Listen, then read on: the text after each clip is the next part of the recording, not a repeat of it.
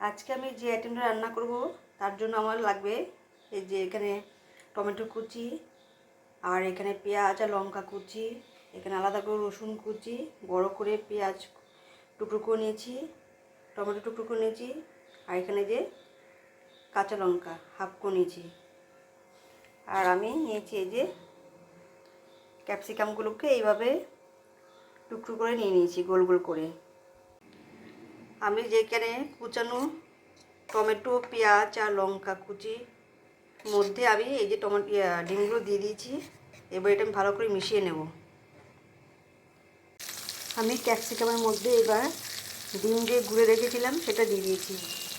এটা রাখার ক্যাপসিকামের মধ্যে ডিমটা ধরে রাখার একটা উপায় হলো প্রথমে অল্প কিছুটা প্রত্যেকটা ক্যাপসিকামে দিতে হবে, দিয়ে তলাটা যখন সে হয়ে যাবে ডিমটা তার উপর এরকম ভর্তি করে দিতে হবে। না হলে অল্প করে না দিলে প্রথমে ক্যাপসিকামের মধ্যে থাকবে না, সবটাই বেরিয়ে যাবে।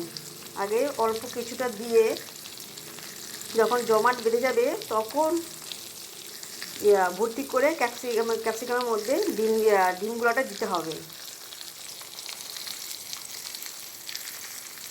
বুঝতে পেরেছে কিনা জানি না, পরে আমি যখন আরেকবার বসাবো তখন আমি দেখিয়ে দেবো। দেখো কি সুন্দর উঠেছে। আমি খুব সাবধানে উল্টে দিয়েছিলাম, ঢেকে রেখে দিয়েছিলাম কিছুক্ষণ ক্যাপসিকামের মধ্যে ডিম দিয়ে। ঢেকে রাখাতে একটু জমে গেছে, তারপর আমি সাবধানে একটু উল্টে দিয়েছি। দেখো একটুও ডিম বেরোয়নি, সব ডিম লেগে গেছে কি সুন্দর। এই যে ক্যাপসিকাম বসিয়ে রেখেছি, এবার আমি এভাবে কিছুক্ষণ বসিয়ে রাখবো ঢেকে 2-1 মিনিট, তারপর আমি ডিমটা দেবো এর মধ্যে। এই যে ক্যাপসিকামটা আমি কিছুক্ষণ বসিয়ে রেখেছিলাম ঢেকে, এবার আমি অল্প একটু করে ডিম দেবো যাতে তলাটা কভার হয়ে যায়।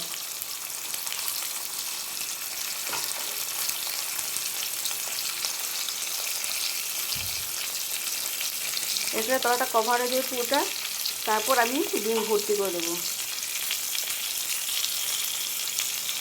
লেগে তলাটা কভার হয়ে গেছে। এটার মধ্যে তো আর ফাঁকা নেই, তাই এটা আমি এরকম করে দিয়ে দিচ্ছি উপরটা।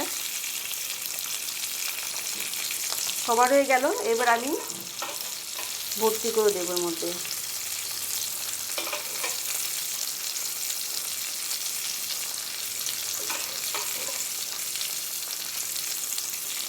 তবে এটা একটু সময় সাপেক্ষ, একটু টাইম লাগবে, কারণ আজ বাড়ি গেলে ডিমটা পুড়ে যাবে।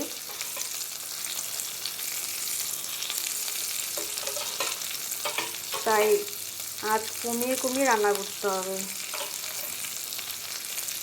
এটা পুরো ভর্তি করে দেবো আমি।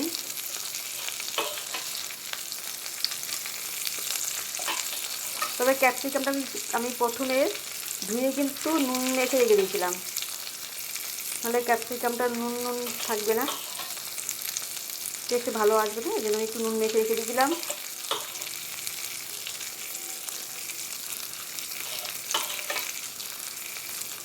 এবার আমি ঢেকে দেব,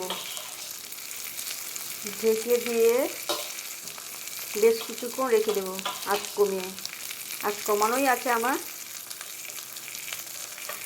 এই যে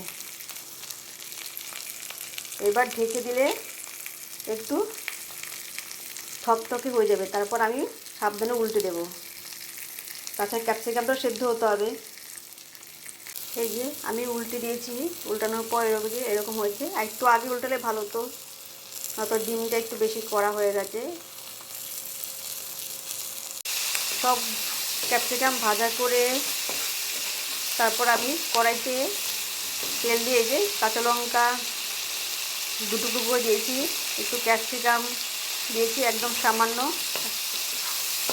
আর এই যে পেঁয়াজ কুচি, রসুন কুচি সব একবারে দিয়ে দিয়েছি, টমেটো কুচি সব একবারে দিয়ে দিয়েছি। একটু নাড়াচাড়া করে আমি আঁচ কমিয়ে ঢেকে দেবো। আমি টমেটো সস দিয়ে দিয়েছি। এবার টমেটো সসটাকে একটু ভালো করে একটু কষিয়ে নেব। আর কিছুটা টমেটো সস আমি কর্নফ্লাওয়ার, সয়া সসের সঙ্গে মিশিয়ে দিয়েছি।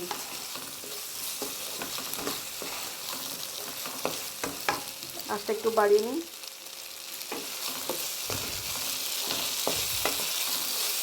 নিশ্চয়ই বুঝে গেছো কী রান্না করছি। এটা কি নাম দেবো আমি বুঝতে পারছি না। আমি আজকে প্রথম নিজের আইডিয়া দিয়ে করছি এটা। আমি এটাকে এগ চিলি নাম দেওয়া যেতে পারে। ক্যাপসিকাম এগ চিলি হতে পারে, আবার শুধু এগ চিলিও হতে পারে।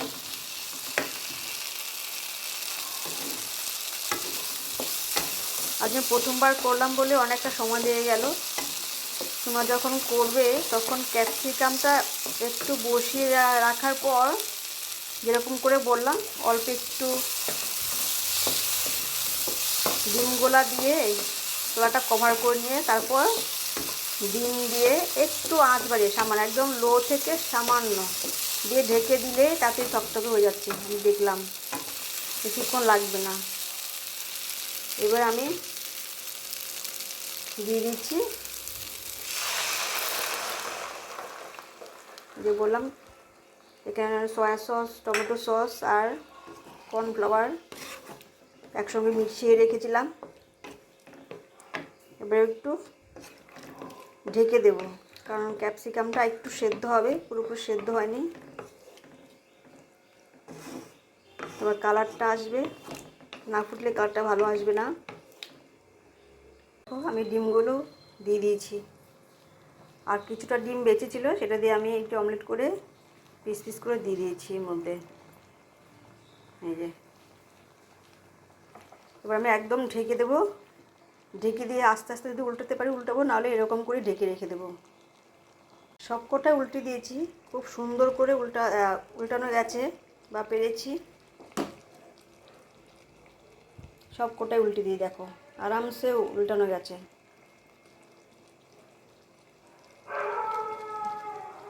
দেখলাম নুন টুন সব ঠিকই আছে, আর এই যে টেস্টটাও ঠিকই আছে, সয়া সস টমেটো সস ঠিকই আছে।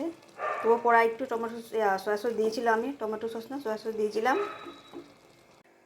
এই যে আমার রান্না রেডি, দেখো কত সুন্দর লাগছে।